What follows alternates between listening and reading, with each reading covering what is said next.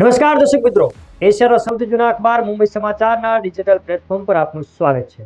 હું છું વિમલ પ્રજાપતિ. ચાલો શરૂ કરીએ રાજકીય દર્શન. મનસુખભાઈ માંડવિયાનો એક video social media platform x ઉપર વાયરલ થયો, જેના કારણે આ વિવાદ સર્જાયો.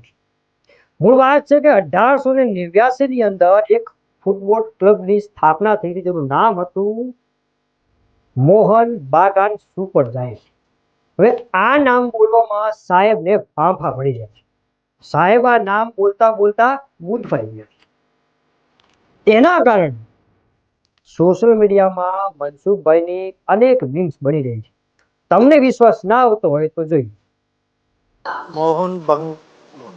મોહન બેગન ઈસ્ટ બેંગાલ મોહમ્મદન.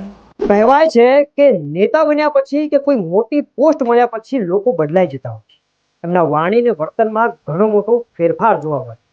પણ સુરતની અંદર પોતાના ભાષણ દરમિયાન હર્ષની સંઘવીએ એવું કહ્યું છે કે 2012માં લોકોએ મને ચૂંટીને મૂક્યો હતો, ત્યારથી લઈને આ સુધી એટલે કે 2026માં નાયબ મુખ્યમંત્રી બન્યા પછી પણ મારામાં કંઈ ફેરફાર નથી આવ્યો. હું લોકો માટે જેવો પહેલા હતો એવો જ અત્યારે છું. એમણે શું કીધું કે માતાઓ, તમે મને 2012માં જે રીતે મૂક્યો હતો, અત્યારે પણ હું તમારા માટે એ જ હર્ષ છું. તમારા હર્ષમાં કોઈ ફેરફાર નથી થયો, કોઈ બદલાવ નથી આવ્યો. જોઈ લો આગળ હર્ષભાઈ સંઘવી શું બોલે છે. 2012માં અહીંયા મારી હજારો માતાઓ, તમે જેવા હર્ષને મોકલ્યો હતો ને 2012માં, આજે 2026માં આ હર્ષ એવો જ છે. તમે મને ધારાસભ્ય બનાવીને મોકલ્યો હતો, આજે ઉપમુખ્યમંત્રી તરીકે બી તમારો હર્ષ હર્ષ જ છે ને હર્ષ જ રહેશે. અહીંયા બેઠેલી મારી હજારો માતાઓ, કોઈ ગુમરાથી, પીપલોદથી, અમારા બમરોલીથી, અલપતિ આવાસથી, કોઈ આપણા ભીમરાડથી, અલથાણથી, ભટારથી, અઠવાથી, આમાં તો કેટલાય બહેનો એવા છે મારા કે જે મને નામથી બોલાવે છે અને હું એમને નામથી ઓળખું છું.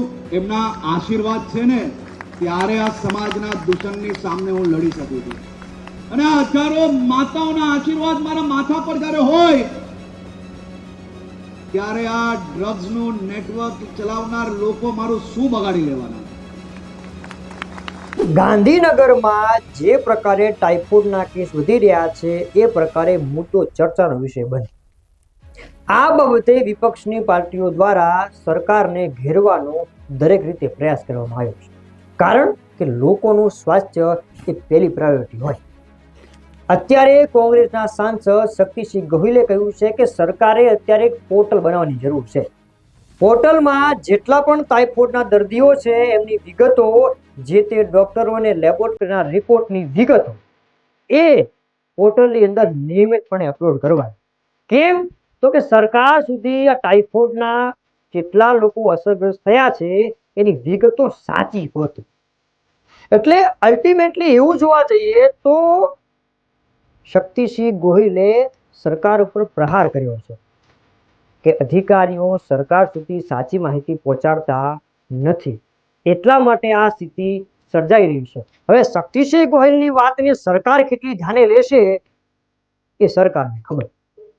કે સરકાર કોઈ એવું પોર્ટલ ઊભું કરે કે જેમાં દરરોજ દરેક લેબોરેટરીએ અને દરેક ખાનગી ડોક્ટરોએ પોતાની પાસે કેટલા ટાઇફોઇડના કેસીસ આવ્યા છે એનો ડેટા ફરજિયાત પ્રમાણે અપલોડ કરવાનો થાય. અને એક પોર્ટલ અથવા વોટ્સએપ નંબર એવું પણ રાખો કે જેના અંદર જે કોઈ પરિવારની વ્યક્તિમાંથી એકાદી વ્યક્તિ પણ ટાઇફોઇડગ્રસ્ત થાય અને ભલે પ્રાઇવેટમાં સારવાર લીધી હોય તો એમનો ડેટા પણ પ્રાઇવેટ વ્યક્તિ એ સરકાર સુધી પહોંચાડી શકે. ટાઇફોઇડના આ કિસ્સાઓનો સાચો આંકડો જાણવો બહુ જરૂરી છે, કારણ કે જો એક કોઝ નહીં મળે આપણને અને આગોતરું આયોજન નહીં કરીએ તો આ ટાઇફોઇડના દર્દીઓના વિસ્તારોમાં, પરિવારમાં બીજા કિસ્સાઓ પણ જોવા મળશે. જે એસ ટાઇફી નામનું બેક્ટેરિયા એ ઘણું ડેન્જરસ કહી શકાય એ પ્રકારના આ બેક્ટેરિયા હોય છે. સોમનાથમાં અત્યારે કેવો કાર્યક્રમ ચાલી રહ્યો હશે એનું સ્પષ્ટીકરણ આપવાની મારે જરૂર નથી, કારણ કે તમને ખબર જ છે કે કેટલો મોટો કાર્યક્રમ સોમનાથમાં યોજાવા જઈ રહ્યો છે.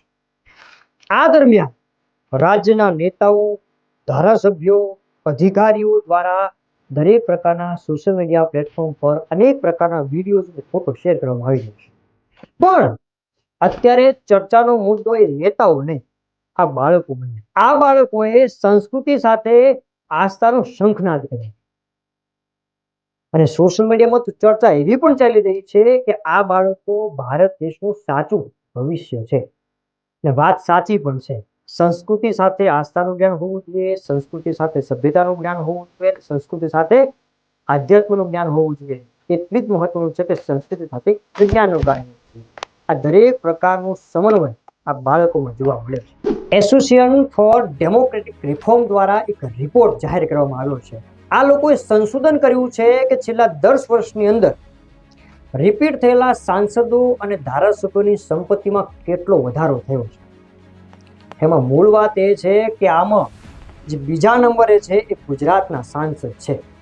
આખા ભારતમાં જે સાંસદની સંપત્તિમાં 10 વર્ષમાં વધારો થયો છે એમાં પૂનમબેન માડમ બીજા ક્રમે છે આખા દેશમાં.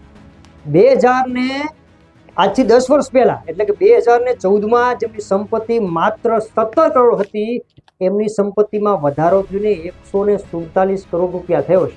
આ સાથે કચ્છના સાંસદ વિનોદ ચાવડાની સંપત્તિ જે 2014માં માત્ર 56 લાખ રૂપિયા હતી એ વધીને 6 કરોડથી પણ વધારે થઈ ગઈ. પણ આમાં હવે એક ચર્ચાનો વિષય બન્યો છે કે CR પાટીલ જે ભાજપના દિગ્ગજ નેતા કહેવાય, એમની સંપત્તિમાં તોતિંગ ઘટાડો આવ્યો. 2014માં એમની સંપત્તિ કેટલી હતી તો કે 74 કરોડ રૂપિયા અને એ સંપત્તિ ઘટીને કેટલી થઈ ગઈ તો કે 34 કરોડ રૂપિયા. આટલો બધો ઘટાડો આવ્યો છે, એનું કારણ શું હોઈ શકે એ તમારે રિસર્ચ કરવાનું રહેશે. અત્યારે બસ આટલું જ. ફરી નવી ગપશપમાં કાલે મળીશું. ત્યાં સુધી મુંબઈ સમાચારની દરેક યુટ્યુબ ચેનલને લાઇક કરો, શેર કરો અને સબસ્ક્રાઇબ કરો.